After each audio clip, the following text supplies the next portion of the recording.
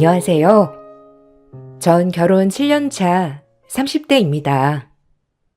요 며칠 TV 프로그램을 보다가 저희 집에서 있었던 일과 비슷한 내용이 나오길래 갑자기 떠올라 이렇게 사연을 적어보게 되었어요. 남편은 시댁에서 맞이랍니다. 아래로 남동생이 있는데 어릴 적부터 차별이 심했다고 했어요. 처음 들었을 때에는 맞이를 너무 우대하는 집인가 싶었는데 그것과는 반대로 남동생에게 애정이 모두 쏠린 집안이었어요. 시부가 돌아가셨을 당시 남편이 군대에 있었고 그때 의지가 되었던 것이 시동생이다 보니까 시모가 시동생에 대한 애정이 컸다고 하더라고요.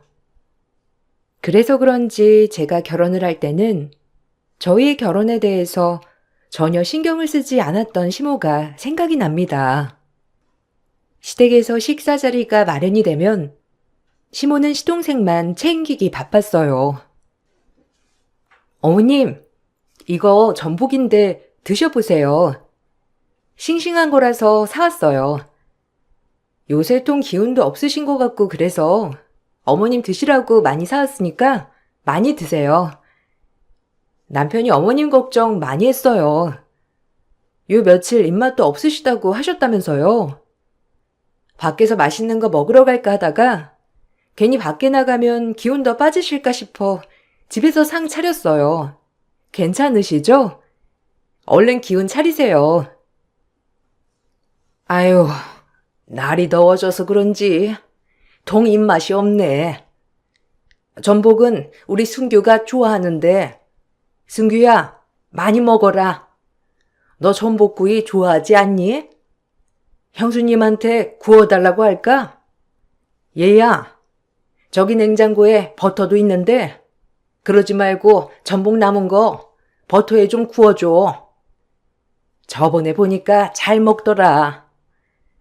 너랑 승우야 밖에서 이것저것 둘이서 많이 먹으러 다니겠지만 승규는 나 생각하느라 맨날 집에서 나랑 밥 같이 먹고 그러니 승규도 좀 챙겨줘라.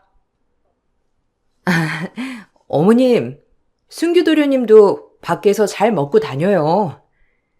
그보다 어머님이 걱정이죠. 안 그래도 남편이 어머님 건강검진 해야 될 것 같다고 하던데 이번에 다녀오셨어요? 시간 되시면 저랑 같이 다녀와요. 간 김에 수면 내시경도 하고 이것저것 싹 받아보시는 게 좋을 것 같아요. 저번처럼 시간 없다고 그냥 넘어가지 마시고 저랑 같이 다녀와요. 됐다. 나 건강해. 그나저나 승규가 좀 살 빠진 것 같지 않니? 얘가 요새 운동한다면서 통 잘 먹질 않아가지고 살도 쭉쭉 빠지고 영 기운이 없어. 안 되겠다. 나보다는 승규가 건강검진 해야 될 것 같아. 생각해보니까 요새 꿈자리도 뒤숭숭한 게 검사를 좀 받아보는 게 좋지 않겠어? 안 그러니 승규야? 너 저번에 어디 아프다고 했잖아. 아, 엄마, 그거 괜찮아. 그냥 몸살 난 거야. 안 그래도 나도 건강검진 받아야 하는데. 형수, 나도 건강검진 예약 좀 해줘요. 나도 검진 좀 받게. 엄마, 요즘 내가 운동해서 그런가 통 기운도 없고 그러네. 나 어디 진짜 아픈 거 아니야? 이번에 좀 머리부터 발끝까지 검진 한번 받아볼까? 형수, 저번에 엄마 건강검진 예약하려고 했던 거 거기 아직 예약 안 했죠? 그거 내 이름으로 하면 안 돼요?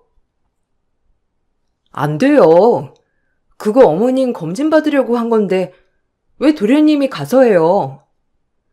그리고 도련님 건강하시잖아요. 건강 챙기시느라 술도 안 하시고 운동도 꼬박꼬박 하시고 밥도 이렇게 잘 드시는데 도련님보다는 어머님 건강검진을 해야죠. 어머님 요새 살도 너무 빠지셨고 기운도 없으시잖아요. 어머님, 그러지 마시고 저랑 같이 검진 받으러 가요. 난 됐고, 우리 순규나 해줘라. 나야 그냥 동네 의원에서 받으면 되는데, 얘가 몸이 안 좋다고 하잖니. 주변에서 보니까 매일 운동하고 열심히 살아도 암 걸리고 아픈 사람들 많더라. 그게 겉으로 보는 거랑 다른 거더라고. 나는 괜찮으니까 우리 막내 검진받게 해줘. 그거 아직 남아있지? 아무나 받을 수 있는 거라고 나보고 가라고 한 거잖아. 그거 순규로 예약해다오. 처음에는 시모가 왜 이렇게 시동생에게 애틋할까 싶은 생각도 들었어요.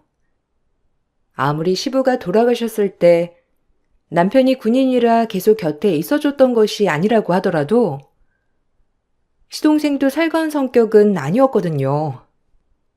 제가 보기에는 시동생은 시모를 통해서 하고 싶은 건 다 하면서 사는 것 같은데 시모는 그렇게 생각하시지 않았어요. 남편의 말로는 어릴 적부터 자신과 비교 대상이었던 시동생이 시모는 안쓰러워 그러는 것 같다고 말을 했어요. 그도 그럴 것이 남편은 공부도 잘했고 탄탄한 기업에 입사해서 한 곳에서 쭉 일을 하고 있었지만 시동생은 대학 졸업 후에도 취업을 한동안 못했고 겨우 취업을 하고서도 계속 이직을 했었거든요. 그 때문인지 시모는 남편이 승진을 할 때도 시동생이 기눌릴까 걱정하면서 자랑하지 말라는 말도 하셨었어요. 어머님, 이번에 저희 남편 승진했어요. 사내에서도 빨리 승진했다면서 다들 엄청 축하해 주더라고요. 남편이 이번에 승진 시험도 잘 보고 거래도 잘 체결해가지고 승진하게 된 것 같아요. 어머님, 주말에 시간 내세요.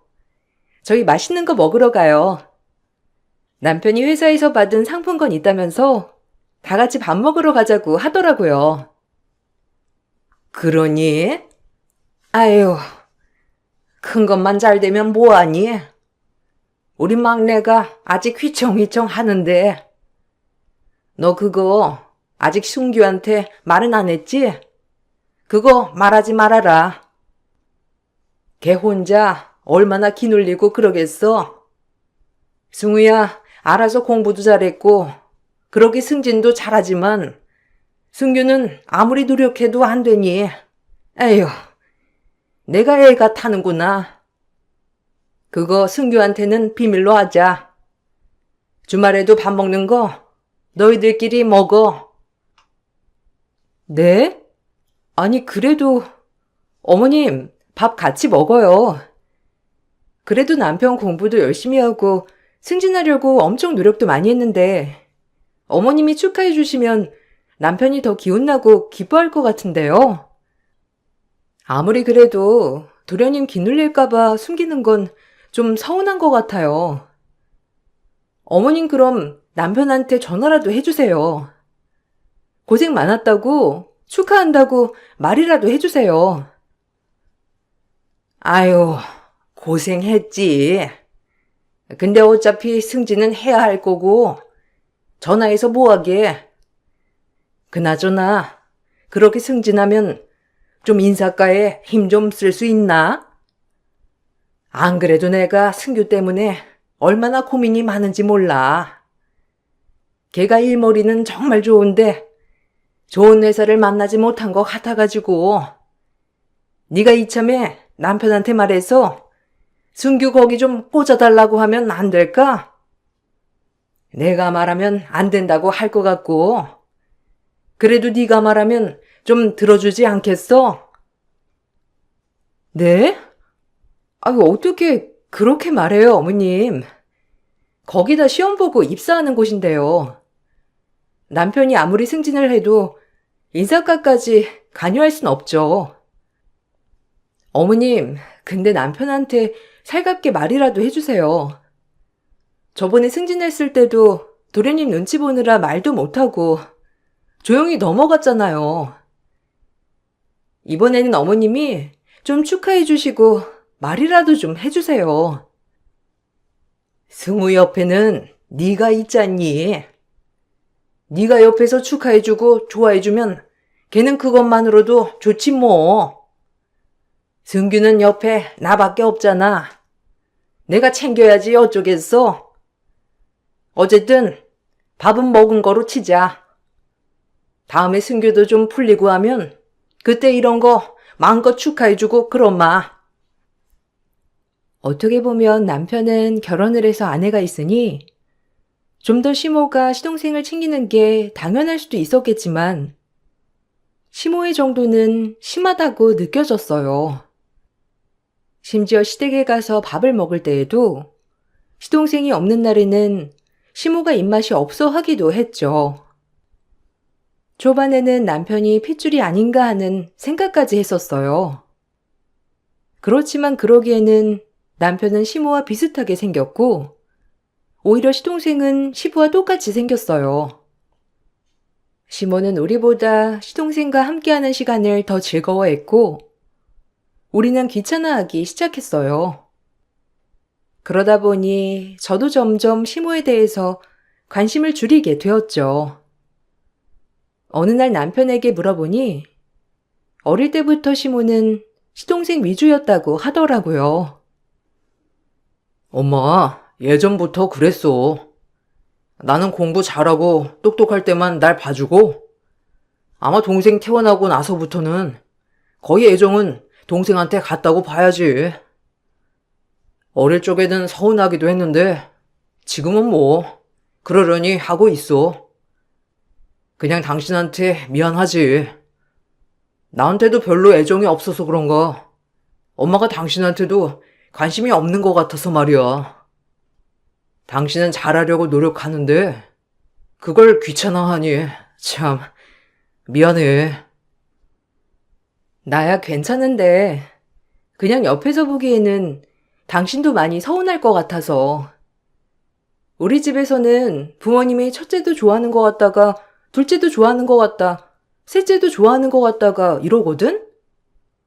근데 어머님은 너무 확연하게 도련님을 좋아하시는 게 티가 나니 신기하기도 하고. 솔직히 말하면 나 당신 여기 집 핏줄이 아닌가 생각도 했었다니까? 그러게. 나도 그런 생각 안 해본 건 아닌데. 뭐 엄마랑 어떻게 봐도 똑같이 생겼잖아. 그냥 어릴 때부터 그랬던 것 같아. 동생은 살가운 편이고 솔직히 난 그렇지 않은 성격이니까. 아버지 돌아가시고 난 후부터는 아마 동생이 살갑게 엄마 챙겼겠지. 그냥 신경 쓰지 마. 엄마 안 변할 거야. 엄마는 아버지 돌아가시고 난 후에 그런 거라고 하시겠지만 아니야. 그냥 어릴 적부터 그랬어. 당신은 괜찮아? 나야 뭐 그냥 그런가 보다 하고 넘어갈 수 있는데 어머님이 하는 말 들어보면 내가 자식도 아닌데도 서운하더라고. 당신이 들으면 뭔가 더 서운할 것 같아서 말이야.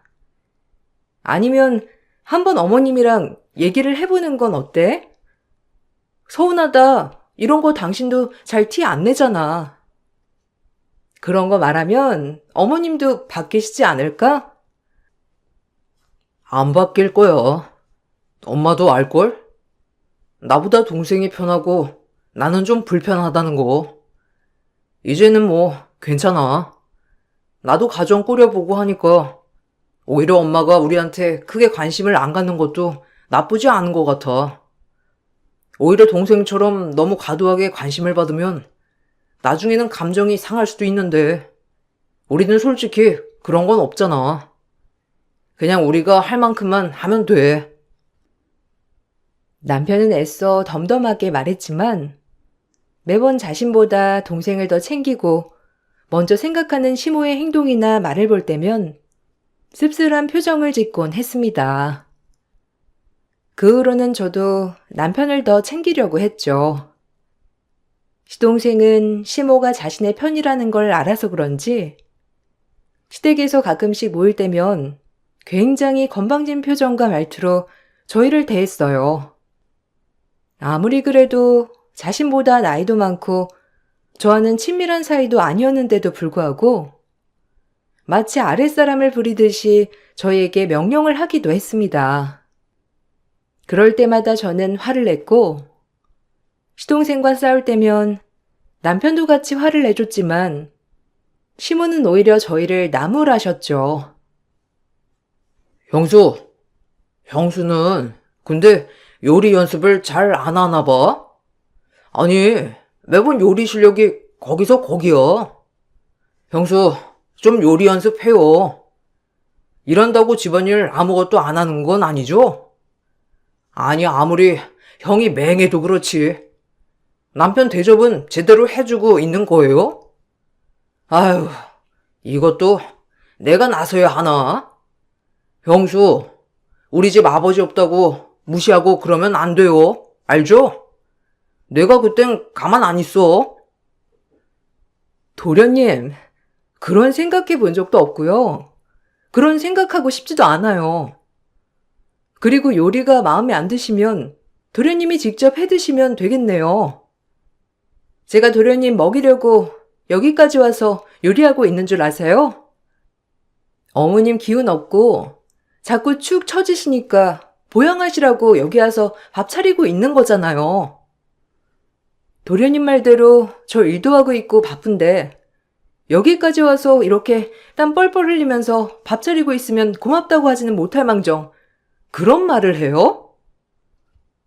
아니, 내가 무슨 틀린 말 했어요?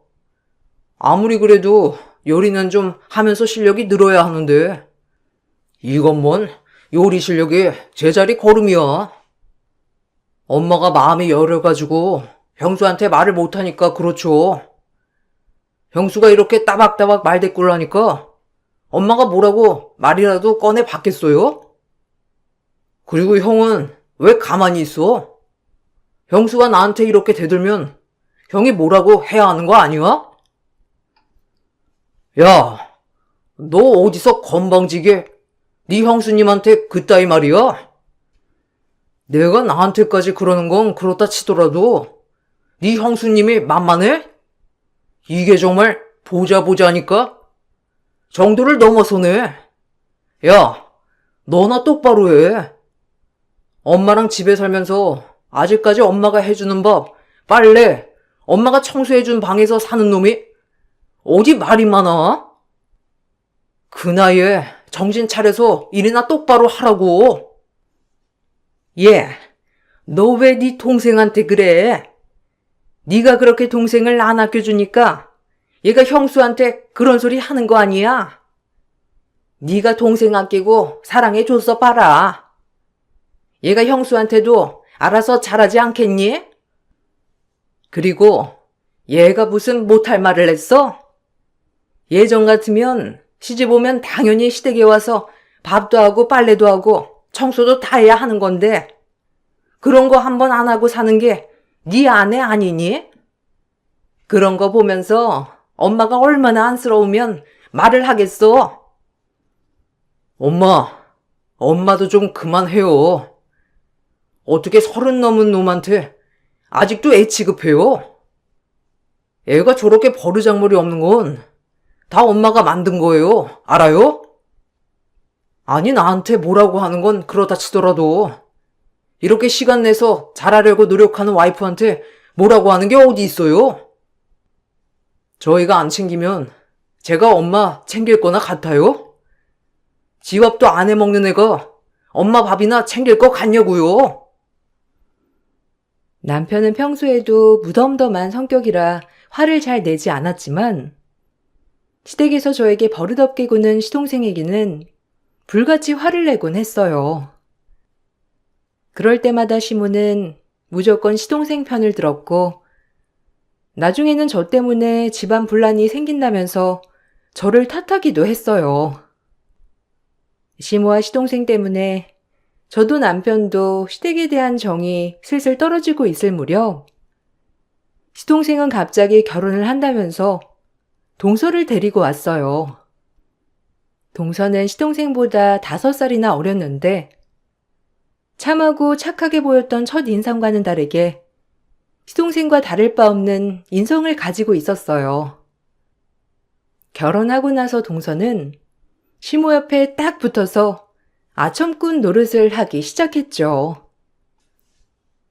형님, 저번에 어머님이 저 입덧한다고 과일 잔뜩 사주신 거 아세요? 형님 임신했을 때도 그러셨죠? 어쩜? 우리 어머님은 이렇게나 다정하실까? 남편도 어머님 닮아서 그런지 엄청 다정해요.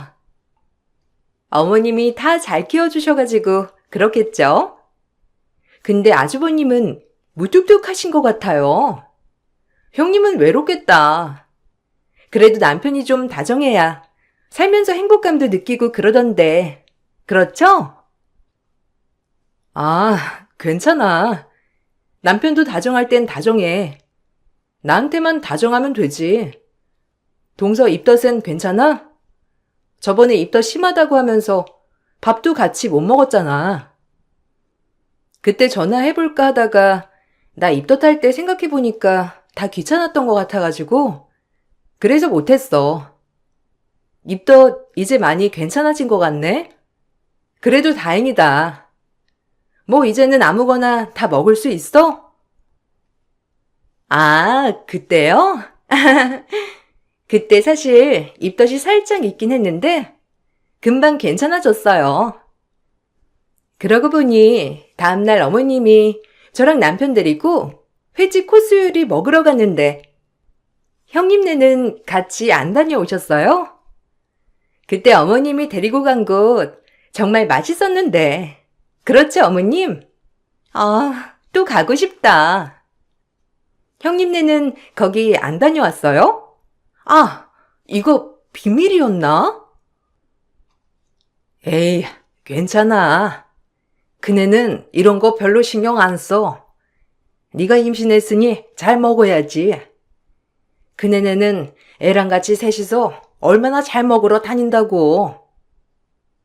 입덧 했을 때 잘 먹어야 아이도 건강하게 잘 크는 거야. 아유, 우리 둘째는 배도 어쩜 이렇게 이쁘게 나오니? 그네 임신했을 때는 옆으로 펑퍼짐하게 퍼져가지고 아이 배인지 살쪄서 그런 건지 분간도 안 됐는데. 형님, 그때 살 엄청 찌셨다고 했죠? 그럼 살은 어떻게 빼신 거예요? 남편이 그때 형님 굴러다니는 줄 알았다고 하면서 얼마나 말하던지. 저한테도 그렇게 살찌지 말라고 하더라고요. 그래도 전 살 많이 안 찐 것 같아요. 주변에서도 다들 배 이쁘게 잘 나온다고 하더라고요. 아, 이번에 성별도 나왔는데 저희 아들이래요, 어머님. 어머, 그러니? 아이고, 장하다 장해. 그네네는 딸 하나 놓고서는 둘째는 생각 없다면서 말해서 내가 어찌나 걱정을 많이 했는지. 아무리 그래도 아들은 한 명 있어야지. 그래야 든든하지. 엄마한테는 아들이 있어야 돼. 딸 낳아봤자 무슨 소용이니? 나중에 시집가면 끝인데. 아들이 있어야 나중에 엄마 보시고 살고 그러지. 그렇죠, 어머님. 그래도 큰아들이 있어야 모시고 살겠죠? 어머님은 좋으시겠어요. 큰아들도 있고 작은 아들도 있고 얼마나 든든해요. 형님도 이참에 한 명 더 도전해봐요. 아무리 그래도 아들은 있어야죠. 딸만 있으면 나중에 남편이 외롭다고 하던데. 이참에 하나 더 낳으시는 건 어때요? 은근히 저를 무시하는 동서를 보면서 화가 나기도 했지만 그 와중에도 동서의 편에 서 있는 시모를 보면서 서운하기도 했어요. 그렇지만 시모와 가까이 지낸다는 것이 저에게는 서운함의 이유가 아니었는데 동서는 저보다 시모와 더 친한 것에 왠지 모를 우월감을 느끼는 듯 했어요. 매번 저에게 연락을 해와 주말마다 시모와 둘이서 따로 만나거나 밥을 먹었던 일들을 나열하면서 시모가 자신에게 더 친밀감이 있다는 걸 보여주는 듯 했죠. 형님, 뭐 하세요? 오늘 바쁘세요? 저 오늘 어머님이랑 근처 고깃집에 다녀왔는데 엄청 맛있었어요. 형님도 다음에 아주버님이랑 다녀와 보시라고 말씀드리려고 전화 드렸어요. 어머님이 고기 엄청 좋아하시더라고요. 다음에 저희 시댁 모임할 때 거기서 해도 괜찮을 것 같아요. 원래 저희가 사려고 했는데 어머님이 오늘 고기 사주셨거든요. 아, 그래? 동서 좋았겠네. 맛있었으면 다음에 시댁 모임할 때 거기 가서 먹지 뭐. 근데 무슨 일로 전화했어? 거기 괜찮다고 말하려고 전화한 거야? 아까 어머님한테 전화했었는데 전화 안 받으셨는데 동서랑 밥 먹느라 전화 못 받으셨던 거구나? 어머님, 몸은 좀 괜찮으셔? 요즘 몸이 안 좋아 보이시던데? 그때 동서한테 말한 병원은 다녀오셨대? 아, 거기요? 어머님이 괜찮다고 하셔서 안 갔다 왔는데요? 괜찮아요. 어머님 오늘 보니까 고기도 잘 드시고 하시던데. 그리고 어른들 너무 살 많이 찌는 것도 보기 안 좋아요. 어머님 요새 살 좀 빠지셔서 늘씬해지시고 보기 좋던데요? 뭐 어머님이 기분 좋으셔가지고 오늘 용돈도 주셨어요. 남편한테는 말하지 말라고 하면서 저한테만 주셨는데. 형님 시간 되시면 저랑 그걸로 차 한잔 해요. 어머님은 저만 쓰라고 하셨지만.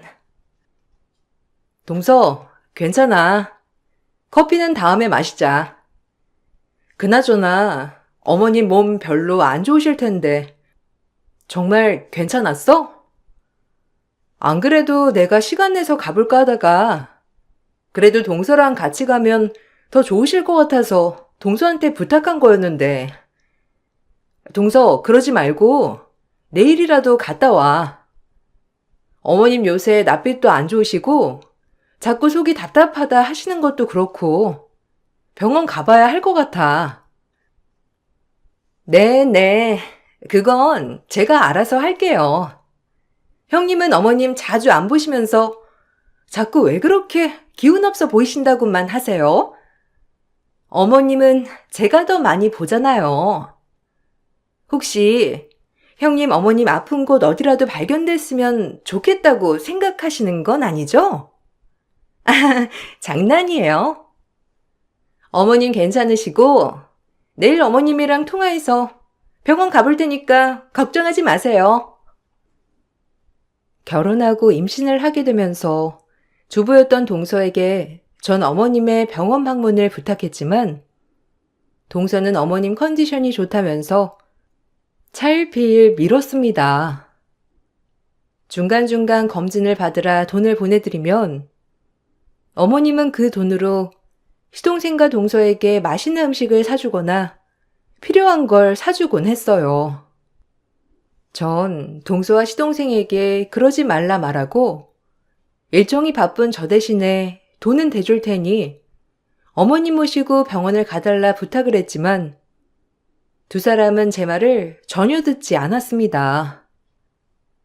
그러던 중 어머님은 갑자기 쓰러지시게 되었어요.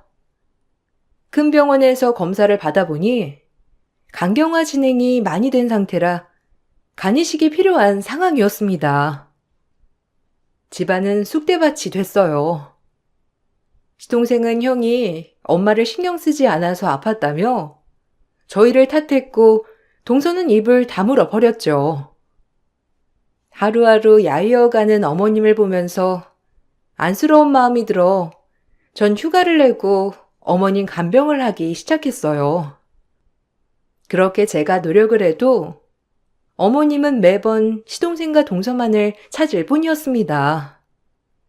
그 두 사람은 어머님이 쓰러지신 후 한 번도 간병을 하러 오지 않았지만 저와 남편은 묵묵히 시모를 간병했습니다. 시모의 시동생 동서를 향한 애틋한 마음은 시간이 갈수록 더 깊어졌죠. 저도 남편도 지쳐갈 무렵 온 가족이 간이식 적합성을 진행하게 되었어요. 결과를 기다리고 있었는데 시모가 어디서 들었는지 제가 적합하다고 말을 했죠. 오늘 간호사들끼리 슬쩍 얘기하는 거 들어보니까 우리 중에 적합한 사람이 있다고 하더라. 아들들은 아닌 것 같고 며느리라고 하는 것 같은데 내가 보기에는 큰 며느리가 나랑 간이식 적합성이 맞는 것 같더라. 아유, 그래도 맞는 사람이 있어서 다행이다. 내가 알아보니 간은 다시 재생돼서 나중에는 크게 문제될 거 없다고 하더라고. 그네야, 네가 간이식 해줄 거지? 아유, 그럼요. 어머님, 간이식 해줘야죠. 형님이 어머님한테 간이식 해주실 거죠? 그래도 어머님이 건강하게 사셔야 형님도 편하시잖아요. 이렇게 어머님이 야유어가는데 얼른 간이식 해주셔가지고 기운 차리시게 하셔야죠. 어머님, 너무 다행이에요. 간이식 공여자가 가족 중에 있다니. 이제 진짜 수술만 하면 금방 좋아지실 거예요. 그래, 그네야 부담되는 거 알고 있다. 간 그거 조금 떼어내면 된대. 너희 이제 아이 안 낳는다고 했잖니. 그러니까 괜찮을 거다. 그리고 간이식만 해주면 내가 가지고 있는 거 다 너희한테 줄게. 이렇게 하면 좀 부담이 덜 되겠지? 아유, 난 그래도 이렇게 가고 싶진 않구나. 간이식을 안 하면 평생 고생만 하다가 간다는데 그래도 마지막은 편하게 가고 싶어. 네? 어머님, 무슨 재산 얘기를 벌써 꺼내세요? 그거는 차차 나중에 수술 끝나고 나서 해도 늦지 않아요. 어머님이 그렇게 말하시면 형님이 재산 누리고 간 떼주는 것처럼 보이잖아요. 그러지 마시고 그냥 형님이 주시는 거 그냥 받으시면 돼요. 형님이 가족인데 거기다가 적합성도 맞는데 간 안 떼어준다고 하겠어요? 어른이 아픈데 가족이 나 몰라라 하겠어요? 그러면 너무 양심 없고 파렴치한이죠. 그래, 엄마. 형수가 알아서 잘 떼줄 거니까 걱정하지 마. 그래도 의사 선생님이 내일 말해준다고 하니 그때까지는 기다려야지. 형수, 앞으로 술 한 잔도 입에 대면 안 되는 거 알죠? 밥도 적당히 먹고 운동도 좀 하고 있어요. 엄마한테 그래도 신선하고 좋은 간 줘야죠. 아유, 우리 엄마 고생만 하다가 이게 뭔 일이래? 엄마, 우리 생각 좀 해볼게요. 아무리 그래도 이런 건 아닌 것 같아요. 하도 검사해달라고 해서 와이프가 자진해서 검사하긴 했지만 난 영 안 내켜. 이 사람 몸 건강한 것도 아니고 엄마 매일 간병하느라 피곤하고 힘든데 거기다가 간까지 떼어달라고 하는 건 좀 너무하지 않아? 그리고 너희들도 엄마 간병하러 왜 아무도 안 오는 거야? 그렇게 알랑방귀 끼워가면서 집 해달라 자해달라 할 때는 언제고? 정작 엄마 아플 때는 왜 코빼기도 안 보이냐고? 아니 그거야. 내가 일이 바쁘니까. 그리고 와이프가 어떻게 와서 간병을 해? 형, 말 같은 소리를 해. 그리고 형수가 맞다고 하는데 왜 간 떼어주는 걸 고민한다는 거야? 그거 그냥 간단한 거야. 주는 사람 생명에 지장 있는 것도 아니고. 왜? 엄마한테 간 떼어주는 게 아깝대? 형수, 그래요? 형수 그렇게 안 봤는데 너무하네요. 야, 네 와이프면 너 그렇게 당당하게 떼어주라 말할 수 있어? 솔직히 말해서 엄마 아플 때마다 와이프가 고생하면서 일하다가 와서도 간병하고, 휴가 내서 간병하고, 생고생은 와이프 혼자 다 하고 있는데, 너 그 앞에다 대고 간 떼어주라고? 네가 양심이 있냐? 양심이 있었으면 한 번이라도 쉬는 날 와서 간병했겠지. 양심 없는 것들. 어쨌든 우리도 생각해 볼 테니까 강요하지 마세요. 간이식 적합성이 저와 맞다는 소식을 듣고선 저도 고민을 하긴 했지만 동서와 시동생 시모가 마치 맡겨놓은 것처럼 요구를 하니 이게 무슨 일인가 싶었죠. 사실 남편의 어머니였기 때문에 부정적인 생각보다는 긍정적으로 고려를 하고 있었는데 저보다 더 남편은 내키지 않는 눈치였어요. 어쨌든 적합성 검사 결과가 나올 때까지 기다리게 되었죠. 그 와중에도 시모며 동서며 시동생이며 저에게 문자 연락을 해와 간을 꼭 줘야 한다면서 안 주면 파렴치한으로 몰고 갔습니다. 그리고 시모와 몰래 속닥이는 동서의 말을 우연찮게 들었는데 동서는 간 받으면 형님이랑 볼장 다 본 거죠. 그런 말을 하더군요. 그렇게 온 가족이 모여 간이식 적합성 얘기를 듣던 날 가족들은 모두 까무러치게 놀랐습니다.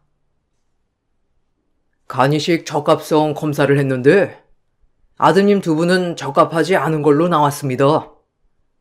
다행히 며느님 중에서 적합하신 분이 계신데요. 어쨌든 적합하다고 하더라도 본인 의사가 중요한 것이기 때문에 결정을 하시고 말씀을 해 주시면 됩니다. 적합하신 분은 작은 며느님이시네요. 지금 체중이나 이런 것도 괜찮고 출산하신 지 1년 되셨으니 괜찮으실 것 같습니다. 네? 큰 며느리가 적합한 게 아니고 작은 며느리가 적합하다고요? 아니, 저번에 간호사 선생님들 하신 말씀으로는 작은 며느리가 아니라 큰 며느리가 적합하다고 하신 것 같은데, 그럼 큰 며느리는 적합하지 않은 건가요? 작은 며느리 간을 받아야 된다는 거죠? 네, 작은 며느님께서 적합하시고 큰 며느님께서는 적합하지 않으십니다. 작은 며느님께서 검진 결과 수치도 괜찮으시고 바로 진행도 가능할 것 같습니다. 그렇지만 공여자분께서 동의를 하셔야 하는 부분이기 때문에 우선 의논을 해보시고 결정하시는 게 좋을 것 같습니다. 지금 어머님 상태가 이식을 받으셔야 하는 상태라 너무 지체하지 않는 것이 좋습니다. 아니, 제가 맞다니요? 저 지금 아이 태어난 지 1년밖에 안 돼가지고 건강도 별로 안 좋고요. 제가 어지럼증도 많아서 안 될 것 같은데. 정말 제대로 검사한 거 맞아요? 제가 맞을 리가 없는데. 저 아이가 있어서 안 돼요. 어머님, 죄송한데 저희 애 생각하면 저 안 될 것 같아요. 동서, 무슨 소리야? 아무리 그래도 어른이 아픈데 가족으로서 마땅히 줄 수 있는 거지, 안 그래? 가족이고 적합성도 맞는데 그거 조금 떼어주는 거 가지고 왜 그래? 의사 선생님도 말하잖아. 출산한 지 1년 지났으니까 괜찮다고. 동서 술도 안 마시고 몸매 가꾼다고 운동도 꾸준히 하니까 괜찮을 거고. 요새 필라테스 운동한다면서 나한테 말했었잖아. 어머님, 너무 딱이네요. 동서 건강관리도 잘하고 있어가지고 괜찮을 것 같아요. 아니요. 어머님, 저 술 마시고 솔직히 운동도 꾸준히 안 했어요. 거기다가 어릴 적부터 몸도 약해가지고 이식해드리면 어머님 건강에도 별로 좋지 않을 것 같은데. 그것보다 저 아이 있잖아요. 저희 아이 아직 돌밖에 안 됐고 혹시라도 제가 잘못되면 어머님, 이건 아니에요. 그냥 차라리 사후 공여자 알아보시는 건 어떠세요? 동서, 왜 말을 바꿔? 전에는 나보고 안 떼어주면 안 되는 것처럼 말한 거 아니었어? 도련님도 훨씬 마음 놓으시죠? 제가 간 안 들일까봐 도련님 엄청 전전긍긍 하셨잖아요. 이렇게 동서가 딱 맞다고 하니 얼마나 기쁘세요? 동서, 앞으로 술 마시지 말고 운동도 잘해야 되겠다. 몸 챙겨야 되겠네. 알겠지? 전 제가 적합하다고 알려졌을 당시 동사 도련님이 했던 말을 그대로 해줬습니다. 당황한 건 동서뿐만 아니라 시모와 시동생도 당황했더라고요. 그 후로 시모와 시동생은 동서에게 간 이식을 해주라며 압박을 하는 듯 했어요. 저에게 했던 말처럼 당연히 간 이식을 해줘야 한다고 했죠. 동서는 결국 도망을 가 버렸습니다. 며칠 동안 잠적하고 사라진 동서 때문에 간 이식은 날아가게 되었죠. 간 상태는 더욱 나빠졌고 시모는 그제야 저와 남편에게 미안하다며 사죄하셨습니다. 그렇게 시모가 위중해져 가시는 동안에도 시동생은 동서를 찾겠다는 핑계로 간병은커녕 병원에도 보이지 않았어요. 알고 보니 뒤로는 시모가 돌아가셨을 때 남은 재산을 어떻게 하면 자신이 다 가지고 갈까 알아보고 있었죠. 큰애야, 내가 벌을 받나 보다. 그동안 날 돌봐준 건 너랑 우리 큰아들 뿐이었는데 말이야. 내가 그걸 무시했어. 막내라고 오냐오냐 키웠더니만 엄마가 아파도 이렇게 코빼기도 안 보이고 둘째는 공여를 안 해주고 싶어도 그렇지 시엄마가 아픈데 한 번을 오질 않는 거니? 내가 정말 큰 벌을 받는가 보다. 내가 정말 미안하다. 어머님, 정말 서운했어요. 저도 사람이라서 어머님이 차별하시는 거 너무너무 서운하고 슬펐어요. 근데 저보다 더 슬픈 사람이 남편이에요. 남편은 수십 년을 어머님 차별 속에서 컸어요. 솔직히 어머님 하시는 행동 보면서 우리가 끝까지 있어야 하는 게 맞는가 싶었어요. 그래도 어머님, 저희 남편의 하나밖에 없으신 어머님이시니 제 할 도리를 하는 거예요. 어머님 건강해져서 나가시면 앞으로는 저희 이렇게 못 해드려요. 그래, 안다. 내가 다 이렇게 만든 거. 그러지 않아도 너희한테 해주고 싶었던 게 있었어. 승우한테는 내가 말을 해놨는데 너한테도 말을 해야 할 것 같아서 말이야. 우리 집 큰애 명의로 주려고 한다. 내가 앞으로 건강해져서 나가더라도 너희한테 염치가 없어서 볼 수가 없구나. 작은 애들은 날 모른 척하고 이 큰 벌 내가 평생 받으면서 살란다. 미안하다. 그동안 서운했던 거 이걸로 다 사라지진 않겠지만 조금이나마 너희 마음이 괜찮아졌으면 좋겠구나. 어머님, 우선 건강부터 회복하세요. 동서랑 도련님 책망하시려거든 먼저 건강하시고 하세요. 어쨌든 어머님 사후 공여자도 찾고 있으니까 그때까지 잘 버텨보세요. 병원에서는 그래도 금방 나을 수 있다고 말하고 있으니 좀 더 기다려 보자고요. 그렇게 어머님의 상태가 조금씩 더 안 좋아지고 있을 때쯤 다행히 사후 공여자가 나타나 시모는 간이식을 할 수 있었어요. 생각보다 시모의 회복은 빨랐고 금방 퇴원까지 하게 되었죠. 시모는 퇴원을 하면서 가장 먼저 한 것이 본인 명의에 있는 시동생 집을 팔아버린 것이었어요. 시동생은 어쩔 수 없이 시댁에 들어와서 살게 되었는데 동서는 결혼하고 나서 살림을 한 번도 안 해본 건지 음식이며 빨래, 청소까지 모두 엉망으로 했죠. 시모는 아픈 와중에 모든 집안일을 하면서 손주까지 봐야 했고 하루하루 고생하면서 살고 있다고 해요. 잠적했던 동서는 시동생이 찾아내 끌고 왔다는데 시동생 부부는 매일매일 부부싸움으로 난리라고 하더라고요. 동서는 시동생과 시모 눈치를 보면서 사느라 매번 힘들다고 전화가 오곤 합니다. 시댁은 이제 서로가 서로에게 수렁에 빠지는 관계가 되고 있어요. 남편은 그날 이후로 아예 절 데리고 시댁에 안 가고 있습니다. 제가 가보겠다고 해도 더 이상은 시댁 일에 신경 쓰지 않도록 막아주고 있어요. 가끔 남편만 본가에 가고 있지만 본인의 생명이 닿을 때까지도 차별에 대한 건 용서하지 못할 것 같다며 말을 하고 있답니다.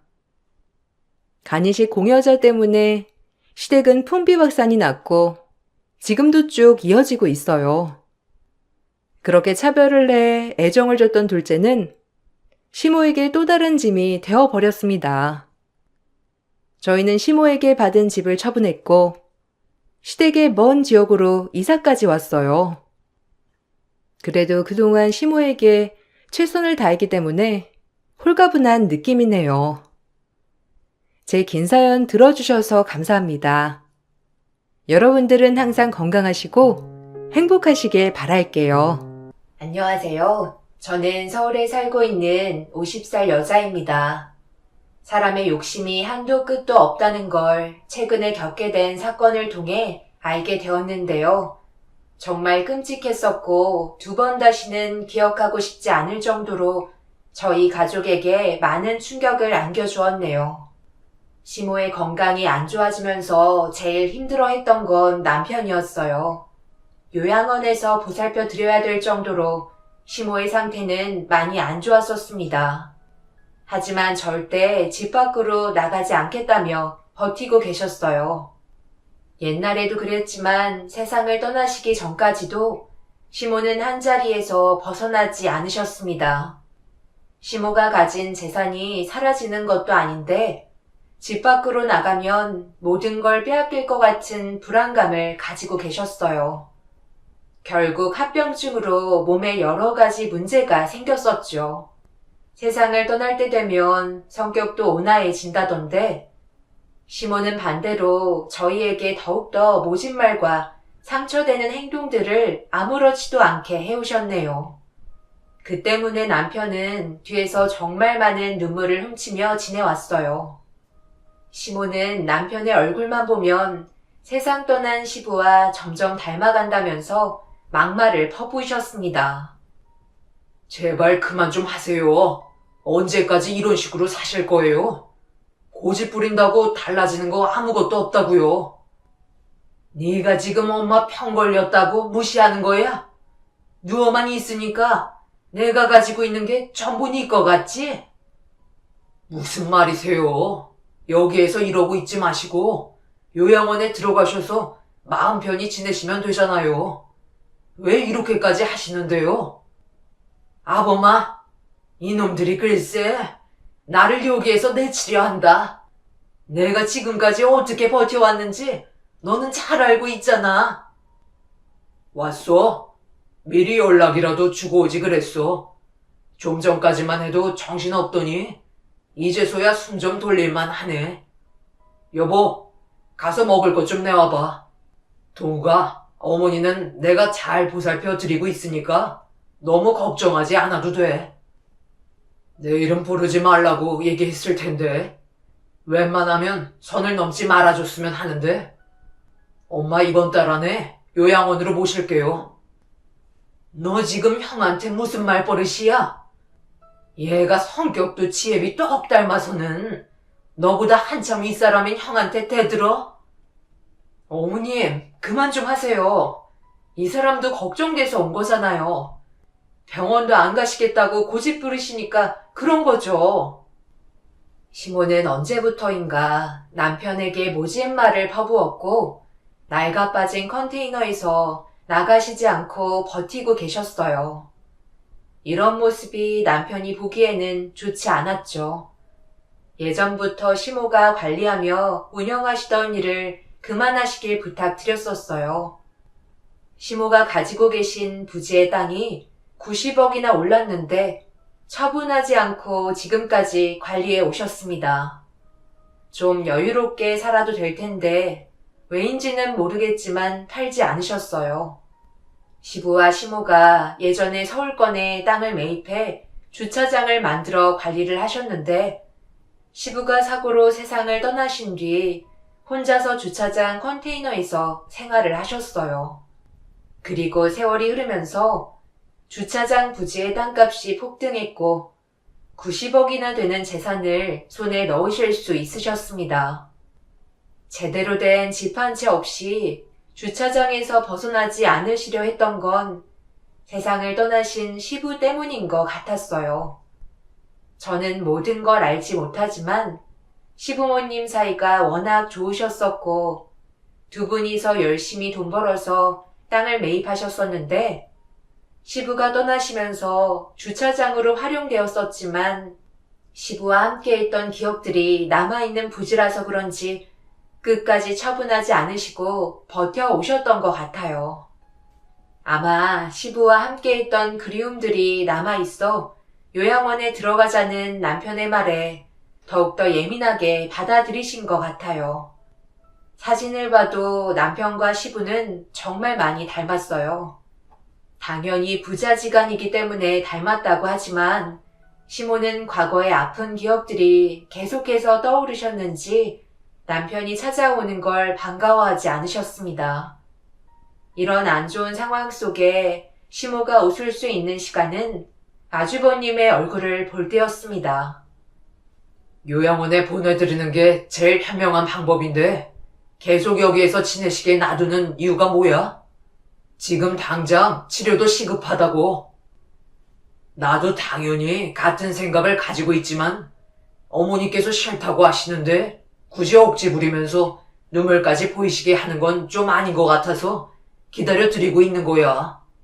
나도 지금 이런 삶이 좋지는 않다고. 매일 누워만 계시니까 욕장까지 생기셔서 저 사람이 매번 갈아들이는데 그게 쉬운 줄 알아? 내가 봤을 때 어머니는 아직 여기에 미련을 버리지 못하신 것 같아. 좀 더 시간을 두고 기다려주는 게 어머니를 위한 길이야. 앞으로 얼마나 오래 사시겠어? 원하시는 대로 해드리는 게 자식된 도리 아니겠어? 쓸데없는 생각하지 말고 이제 그만 돌아가. 내가 그 검은 속내를 모를 것 같아? 적당히 하라고 얘기했을 텐데. 가려면 네가 가라. 어디서 형한테 눈을 부라리고 대들어? 내가 널 그렇게 가르쳤어? 내 앞에서 당장 사라지래도? 아주 잠깐이었지만 저희가 시모와 아주버님 사이에 비집고 들어갈 공간의 여유는 남아있어 보이지 않았어요.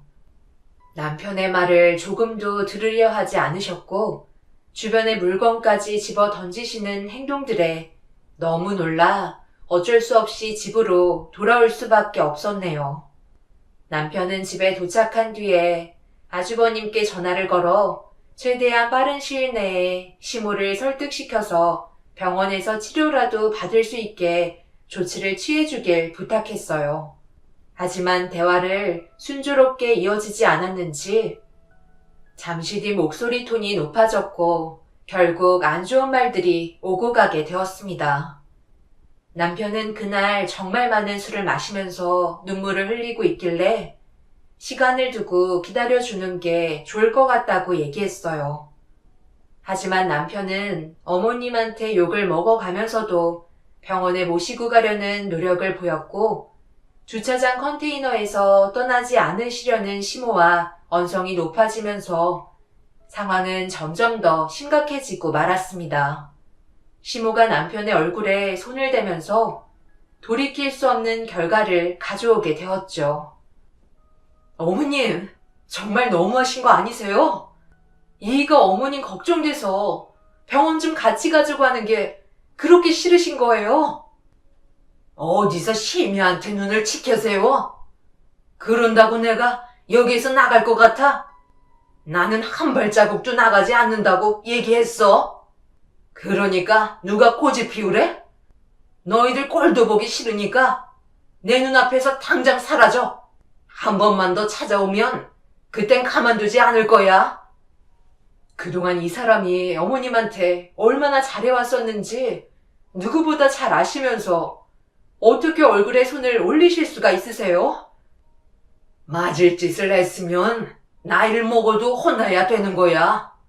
내가 싫다는데 왜 계속해서 강행하려 하는 거야? 얘 아범아, 애들 좀 내보내라. 일단 지금 상황이 너무 안 좋으니까 나중에 다시 오는 게 좋을 것 같은데 이런 식으로 행동해봤자 더 나빠지기만 한다고. 그럼 엄마를 강제로라도 병원에 모시고 가면 될 거 아니야? 무작정 이렇게 방치만 하고 있을 거야? 계속 이런 식으로 할래? 말을 좀 가려서 하는 게 좋을 것 같은데요. 그래도 엄연히 우리가 손윗 사람이고 지금도 노력하고 있는데 안 되는 걸 어떡해요? 일단 어머니 앞에서 자식들 싸우는 모습 보여드리는 건 좋지 않으니까 나가서 얘기하자. 방법을 생각해보면 되잖아. 아범아, 너는 여기 있어라. 동욱이 너 혼자 나가. 나한테 아들은 아범 하나뿐이다. 두 번 다시 여기엔 얼씬도 하지마. 남편은 시모의 말과 행동들에 깊은 상처를 받았는지 결국 자리에서 일어났고 아무 말 없이 밖으로 나왔습니다. 분명 많은 생각을 하고 있다는 건 알지만 지금 상황을 강제적으로 풀어나가려 하다 보면 역효과가 될 수도 있다는 걸 알고 있었기 때문에 최대한 침착하게 행동을 해야만 했어요. 남편과 저는 어떤 방식으로 처리를 해야 될지 신중하게 의논을 하면서 시모의 건강 상태에 많은 걱정을 하고 있었습니다. 몸이 좋지 않다 보니 누워 계신 시간이 많았었는데 그렇게 되면서 욕장까지 와서 신경을 자주 써드려야만 했어요. 그런데 주차장 관리하는 게 쉬운 것도 아니라 시모 혼자서 모든 걸 할 수 없다 보니 아주버님이 도와드리기로 결정하게 되었죠. 당연히 욕창이 생긴 곳을 치료해주고 최대한 옆에서 노력을 해주셨습니다. 병원에 가지 않으려고 고집 부리는 시모 때문에 많은 사람들이 피해를 보고 있는 상황이라 하루빨리 모든 게 정리되어야만 했어요. 남편도 그렇고 저 또한 일이 너무 바빠 자주 찾아뵙지 못하고 며칠이 지난 뒤에 주말에 아침 일찍 시모의 얼굴을 뵈러 갔는데 건강 상태가 눈에 띌 정도로 안 좋아지셨다는 걸 알 수 있었고 저희는 급하게 시모의 욕창 패드를 갈아드리고 있는데 아주버님이 들어오셨네요. 천천히 와도 되는데 오늘은 일찍 왔네. 확실히 주말이라 주차장 손님이 너무 많아. 그렇잖아도 어제부터 계속 동욱이 너를 찾고 계시더라고. 그런데 또 얼굴 보면 화내실까봐 연락 안 했지. 그리고 우리도 일이 워낙 많아서 정신도 없었고 내가 봤을 때 이제는 병원에 모시고 가도 저항도 못 하실 것 같은데 나는 최선을 다했어. 그러니 어머니 앞에서 화낼 생각은 하지 마. 이게 지금 제대로 된 관리를 해드렸다고 생각하는 거야? 그리고 연락 한 통 주는 게 뭐가 어렵다고 나한테 전화를 안 해? 병원에서 소독만 잘해도 심각해지는 상황을 막을 수 있다고 했는데 제대로 된 치료도 없었잖아. 다시는 우리 엄마 옆에 얼씬도 하지 마. 나도 더 이상 이렇게는 못 살겠어. 두 사람 다 내 눈앞에서 사라져. 두 사람이 그동안 받은 게 얼만데? 그건 우리가 당연히 받아야 될 보수 아닌가? 솔직히 원하는 대로 해줬잖아. 그럼 된 거지. 뭘 더 바래? 내가 간호사도 아니고 어떻게 썩은 내 나는 욕창을 소독하고 치료해줘. 그게 얼마나 힘든지 알아? 노인네가 고집 하나는 왜 이렇게 세서 병원 가지 않겠다고 난리를 치는 바람에 우리도 얼마나 고생을 많이 했는데 우리는 할 만큼 했으니까 이제 여기에서 그만 손 털 거야. 당장 모시고 나가. 두 사람이 나가야지. 왜 우리 보고 나가라고 하는 거야? 두 번 다시 주차장에는 얼씬도 하지 마. 무슨 말을 하는 건지 나는 이해를 할 수가 없네. 지금 뭐라고 그랬어? 주차장에 얼씬도 말라고? 그건 내가 할 말 같은데? 심각한 분위기 속에 대화를 주고받고 있던 도중 저희에게 한 장의 서류를 보여줬고 저희는 그 서류를 확인한 순간 경악을 하고 말았습니다. 시모가 90억짜리 주차장의 땅을 장남에게 넘긴 명의 이전 서류였어요. 남편은 충격적인 광경에 얼굴이 사색이 돼선 멱살을 잡으며 난리를 쳤지만 이미 법적으로 넘어가 버린 상태라 저희에게 돌변한 태도를 보이며 되려 저희 가족을 밖으로 내쳤습니다. 문제는 시모의 건강 상태가 너무 안 좋았었기 때문에 일단 병원부터 찾아야 했어요. 그래서 어쩔 수 없이 나중에 다시 찾아오겠다며 시모를 병원에 입원시켜 드렸고 충격적인 진단 결과를 듣고 말았습니다. 욕창이 너무 방치가 돼서 뼈까지 썩게 된 상태에서 병원에 도착했을 때 이미 혈압이 떨어져 폐혈성 쇼크가 동반되어 생사에까지 지장이 생겼고 급하게 조치가 이루어졌지만 결국 시모는 세상을 떠나시고 말았습니다. 그래도 지척에서 시모를 계속해서 모셔오며 최대한 신경 써 드린다고 노력했지만 아무래도 모든 걸 다 챙겨 드릴 수가 없다 보니 이런 문제가 생겨버린 듯 했어요. 결국 시모가 세상을 떠난 뒤 장례까지 전부 치르고 나서야 남편은 그 사람들을 찾아갔습니다. 이렇게까지 된 이유는 시모의 행동에도 문제가 있었어요. 시모가 살아 계셨을 때의 상황을 잠깐 설명드리도록 하겠습니다. 평소와 마찬가지로 퇴근한 다음 주차장에 도착해 컨테이너를 열었는데 시모가 누군가와 즐겁게 대화를 주고받고 계셨습니다. 그런데 처음 본 남자와 여자가 자리에 앉아 있었어요. 저희는 당황스러웠고 시모는 갑자기 당신 큰 아들이 이제서야 돌아왔다며 처음 본 남자의 손을 잡고 눈물을 흘리고 계셨습니다. 그 광경을 보고 있는데 느낌이 좋지 않았어요. 시모가 가벼운 치매 정도는 있었지만 생활에 지장을 줄 정도는 아니었거든요. 그런데 갑자기 처음 본 남자의 손을 잡고 큰 아들이라는 말을 하고 계시니 시모에게 뭔가 문제가 생긴 것 같아 보였죠. 그래서 어떻게 된 거냐고 물어보니 그 사람들도 당황했는지 갑자기 손을 잡아서 놀랬다며 눈물을 보이셔서 일단 진정시켜 드려야 할 것 같아 컨테이너로 안내하시길래 들어왔다고 저희가 없을 때의 상황을 알려주었네요.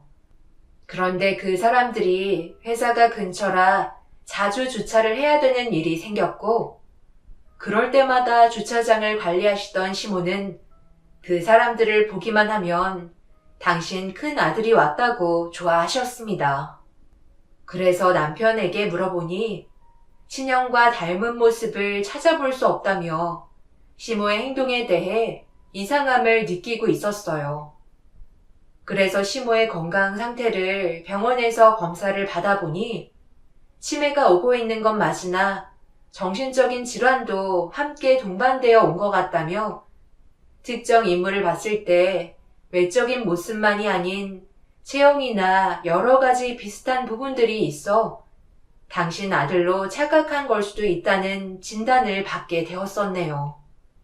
원래 아주버님은 결혼을 하지 않으셨어요. 그리고 예전에 사업을 하시다가 망하셔서 갈 곳이 없다 보니 아주 잠깐 시모와 함께 생활하신 적이 있으셨는데 그때 남편과 자주 만나서 술 한잔하며 시간을 보내던 도중 시모가 관리하는 주차장 앞에서 헤어지려 하는데 음주운전 차량 한 대가 주차장 쪽으로 덮쳤고 아주버님이 남편을 구하면서 대신 세상을 떠나셨습니다.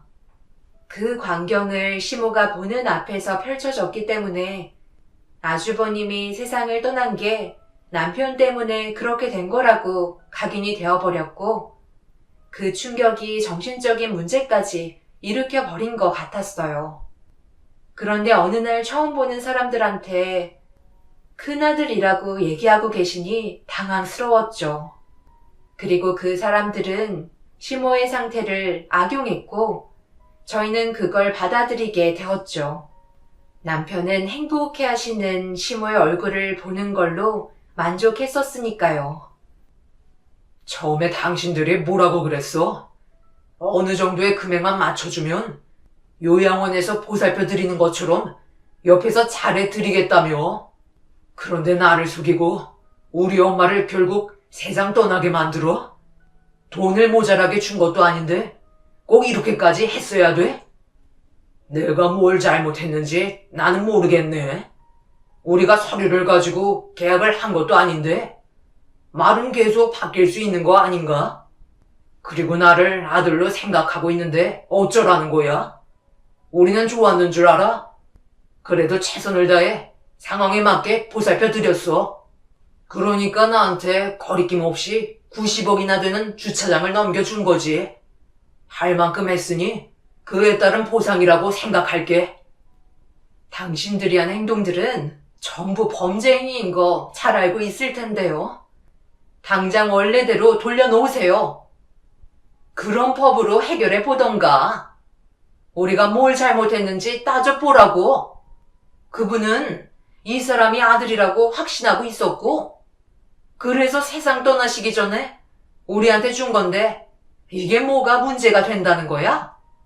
그러는 당신들은 뭘 했는데, 결국 우리 손을 빌린 거 아니야?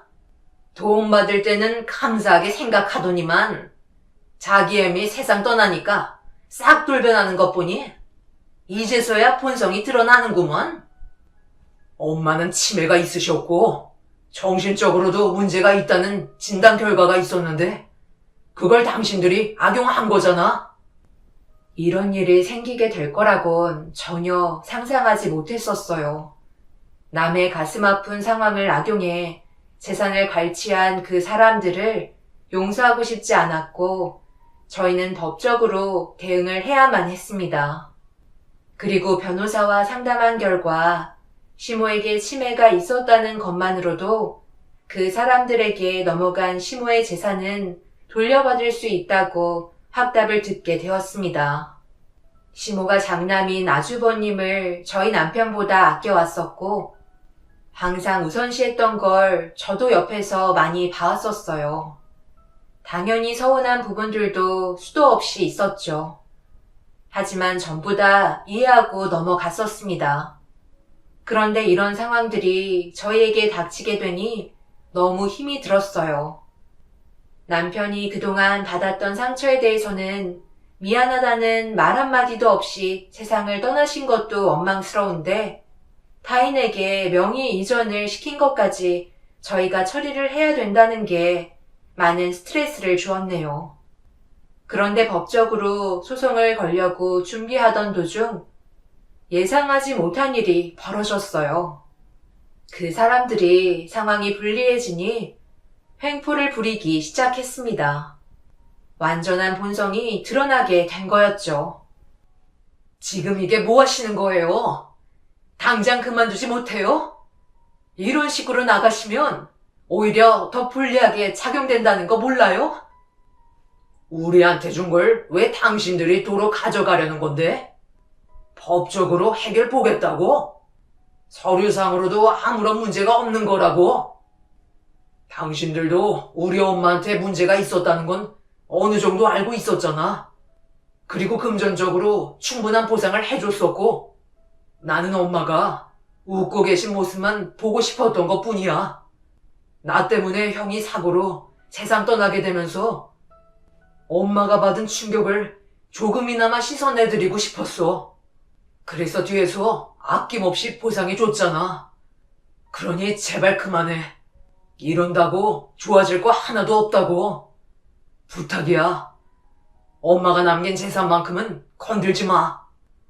여기에는 우리 가족의 추억들이 담겨있는 공간이라고. 내가 가지지 못하면 그쪽도 가지면 안 되지. 여기에 있는 모든 것들 전부 다 부숴주겠어. 그래야 내 속이 후련하지. 남자는 포클레인을 끌고 주차장으로 돌진했어요. 그리고 시모가 평생 한자리를 지켜오셨던 컨테이너를 전부 부쉈고 주차장까지 훼손을 시키고 있었습니다. 저는 떨리는 손으로 경찰에 신고를 한 뒤에 망가져가는 주차장을 지켜볼 수밖에 없었네요. 주차장에 주차가 되어 있던 차들은 급하게 달려와 자신들의 차를 밖으로 이동시키기 바빴고 경찰이 오고 나서야 상황은 진정이 될 수 있었습니다. 결국 그 사람들은 경찰서로 연행이 되었고 남편은 무너져버린 컨테이너를 바라보며 오열을 하고 말았어요. 시댁 식구는 이제 남편 하나밖에 안 남았는데 추억마저 모두 빼앗겨버리니 자신의 삶을 원망하며 괴로워하고 있었네요. 그리고 부서진 컨테이너 안에 있던 물건들이 밖으로 분산돼 버린 상태라 주변을 정리하고 있는데 남편이 바닥에 있는 욕장 패드를 들어 접은 다음 한쪽 모퉁이에 내려놓은 순간 갑자기 시모의 목소리가 울려 퍼졌어요.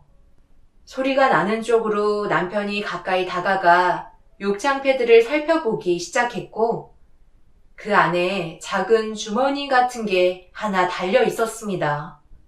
남편은 급하게 주머니를 뜯어 안에 있던 내용물을 살펴보니 손가락만한 작은 녹음기 하나가 들어가 있었어요. 그리고 시모의 목소리가 계속해서 주차장에 울려 퍼졌고 말도 안 되는 대화 내용들을 듣고 경악하고 말았네요. 엄마, 그럼 이 주차장 장남인 나한테 주는 거예요?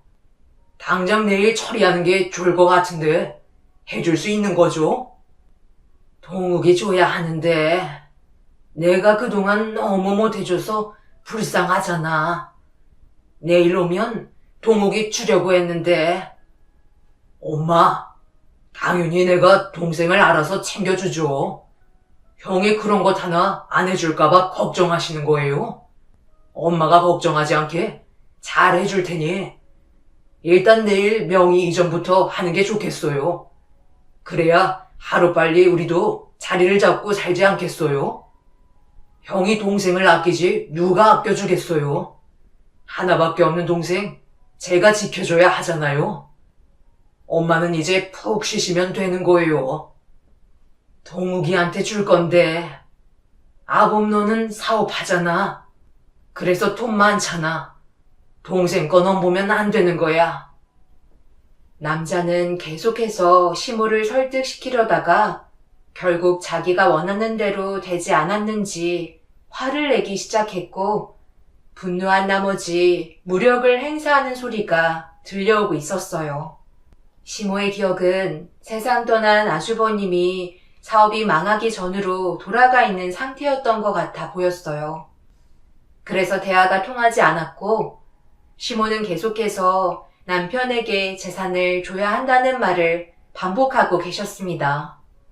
남편은 오열을 하며 눈물을 흘렸고 세상 떠난 시모와 남자가 나눈 대화에 이성을 잃고 말았습니다. 강제적으로 시모의 재산을 갈취하려는 행동을 보였던 그 사람들을 절대 용서하고 싶지 않다며 경찰서로 달려가 조사를 받고 있던 그 남자의 멱살을 잡은 뒤 난리를 치고 말았네요. 처음에는 좋은 의도로 접근했는지는 모르겠지만 돈 앞에서 그 사람은 사람이 해선 안 될 행동들을 저질렀던 거였어요. 경찰서에서의 몸싸움이 일어난 뒤에 수사가 진행이 되었고 그 사람들이 잘못된 행동을 했다는 건 법적인 소송 절차로 인정받을 수 있었습니다. 그리고 시모의 재산은 다시 돌려받을 수 있었네요. 그 사람들은 주차장을 파손한 죄와 약자인 시모에게 했던 몹쓸 행동들 때문에 법적인 구속을 면할 수 없었고 겨우 모든 상황이 마무리가 될 수 있었습니다. 시모가 그 남자를 보면서 당신 아들이 돌아와서 너무 행복하고 세상을 다 가진 것 같다며 웃고 계신 모습을 지켜보고 있던 남편이 그 사람들에게 도움을 요청했던 걸 후회한다며 지금도 죄책감에 괴로워하고 있네요. 그저 어머님의 행복을 위해서 했던 행동이 이런 결과를 가져와서 지금까지 많이 힘들어하고 있습니다. 그 사람들은 자신들의 잘못이 무엇인지 아직까지도 모르고 있어요. 시모를 최선을 다해 돌봐드렸다 하지만 넘치는 보수를 받고도 제가 봤을 때 이용만 한 것 같았거든요. 사람의 욕심은 정말 한도 끝도 없는 것 같습니다. 저희 남편이 하루빨리 정상적인 생활을 이어나갔으면 좋겠네요. 제 사연 들어주신 분들, 오늘 하루도 행복하시고 가족분들과 좋은 추억 많이 만드시길 바랍니다. 감사합니다.